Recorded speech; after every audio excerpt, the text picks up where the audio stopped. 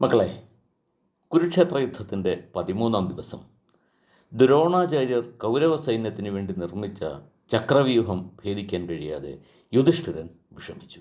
പാണ്ഡവപക്ഷത്ത് അർജുനനും മകനായ അഭിമന്യുവിനും മാത്രമേ ഈ വ്യൂഹം തകർക്കുവാൻ കഴിയുമായിരുന്നുള്ളൂ.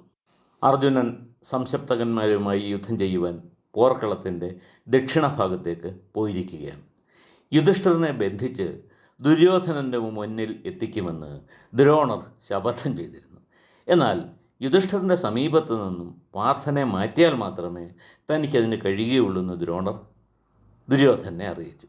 അതിൻ പ്രകാരം ദുര്യോധനൻ പദ്ധതി തയ്യാറാക്കിയാണ് സംശപ്തകന്മാരെ കൊണ്ട് അർജുനനെ വെല്ലുവിളിപ്പിച്ചത്. വെല്ലുവിളി ഏറ്റെടുത്ത് അർജുനൻ സംശപ്തകന്മാർക്ക് പിന്നാലെ പോയി. അതിനാൽ യുധിഷ്ഠിരൻ ചക്രവ്യൂഹം ഭേദിക്കുവാൻ വേണ്ടി അഭിമന്യുവിനോട് ആവശ്യപ്പെട്ടു.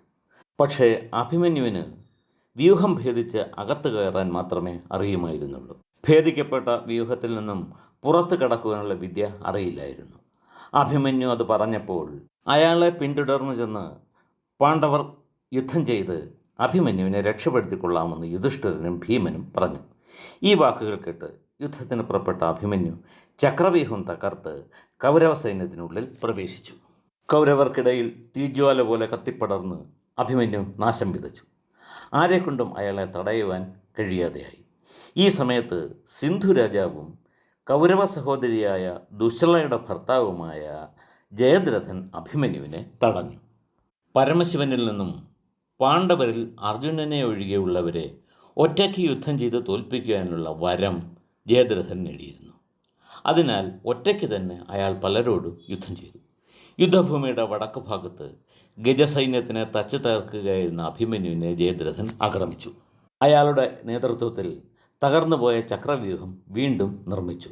പ്രധാന സ്ഥാനങ്ങളിൽ മഹാരഥന്മാരായ വില്ലാളി വീരന്മാരെ വിന്യസിച്ച് സൈന്യം സുസജ്ജമാക്കി. സഞ്ജയൻ പറഞ്ഞു, രാജാവേ, ജയദ്രഥൻ നടത്തിയ ക്രമീകരണങ്ങളെ അഭിമന്യുകുമാരൻ അവഗണിച്ചുകൊണ്ട് യുദ്ധം തുടർന്നു.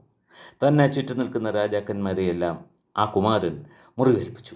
കൗരവ സൈന്യത്തിന് അത് കണ്ടു നിൽക്കാൻ മാത്രമേ കഴിഞ്ഞുള്ളൂ. അപ്പോൾ വൃഷസേനൻ എന്ന രാജാവ് അഭിമന്യുവിനെ തടയാൻ ശ്രമിച്ചു.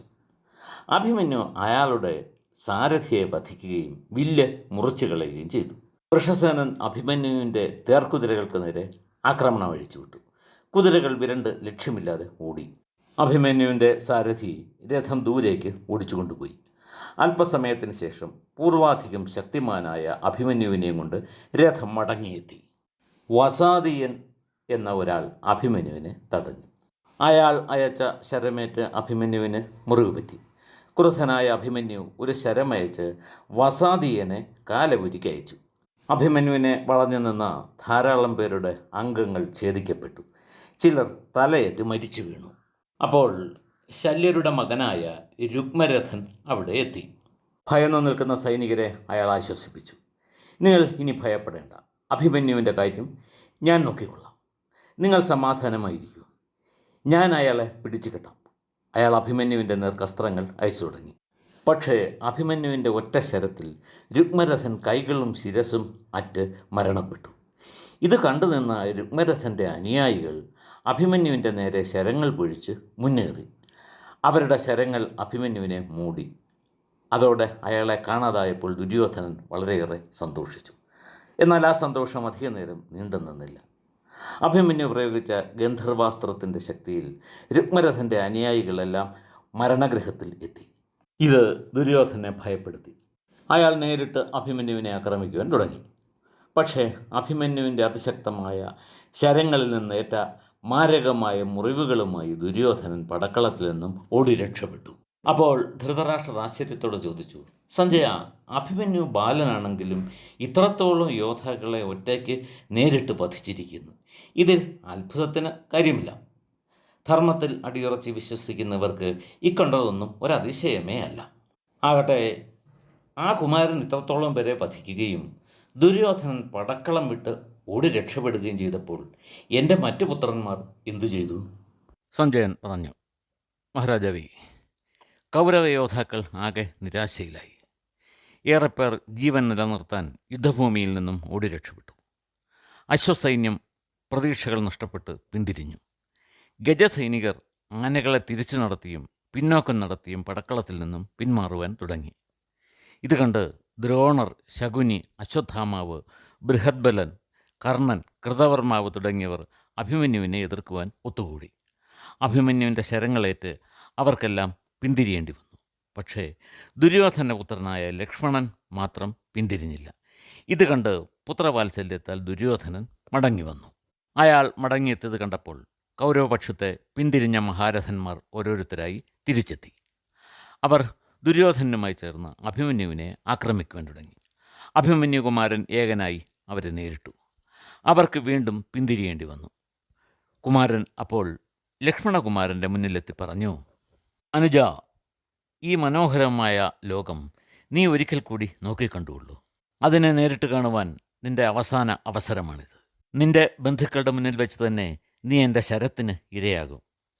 അഭിമന്യു പ്രയോഗിച്ച ഒരു കുന്തം ലക്ഷ്മണകുമാരൻ്റെ ശിരസുമായി ഭൂമിയിൽ പതിച്ചു. ലക്ഷ്മണൻ്റെ മരണം ദുര്യോധനന് വലിയൊരു ആഘാതമായിരുന്നു. ക്രോധം കൊണ്ട് പൊട്ടിത്തെറിച്ച അയാൾ ഉറക്കെ വിളിച്ചു പറഞ്ഞു, ഇവനെ വധിക്കൂ, ഇവനെ വധിക്കൂ. ലക്ഷ്മണൻ്റെ മരണം കണ്ട് എല്ലാവരും സ്തബ്ധരായി നിൽക്കുകയായിരുന്നു. ദുര്യോധനൻ്റെ വിലാപം അവരുടെ മനസ്സിൽ തട്ടി. ദ്രോണർ, കർണൻ, അശ്വത്ഥാമാവ്, ബൃഹദ്ബലൻ, കൃതവർമാവ് എന്നീ 6 മഹാരഥന്മാർ അഭിമന്യുവിൻ്റെ ചുറ്റും നിരന്നു. അഭിമന്യു നിസ്സാരമായി അവരെയെല്ലാം തുരത്തി. പിന്നീട് കുമാരൻ ജയദ്രഥൻ്റെ സൈന്യത്തിന് നേരെ തിരിഞ്ഞു.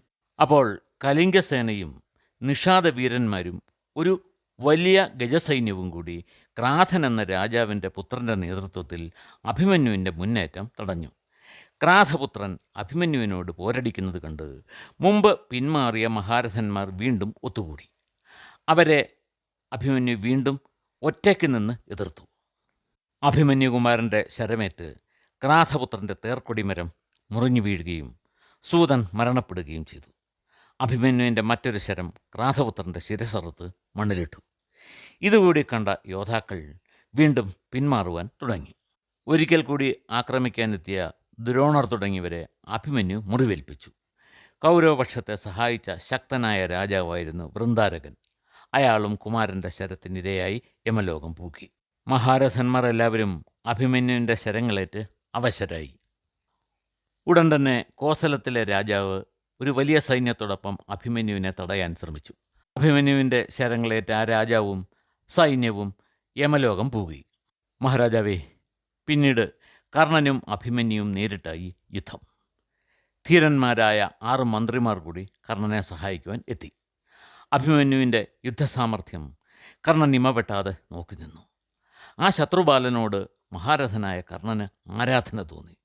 പക്ഷേ അപ്പോഴേക്കും കർണൻ്റെ 6 മന്ത്രിമാരെയും ബാലനായ അഭിമന്യു വധിച്ചിരുന്നു. ഈ കഥയുടെ ബാക്കി ഭാഗം നമുക്ക് അടുത്ത ദിവസം കേൾക്കാം.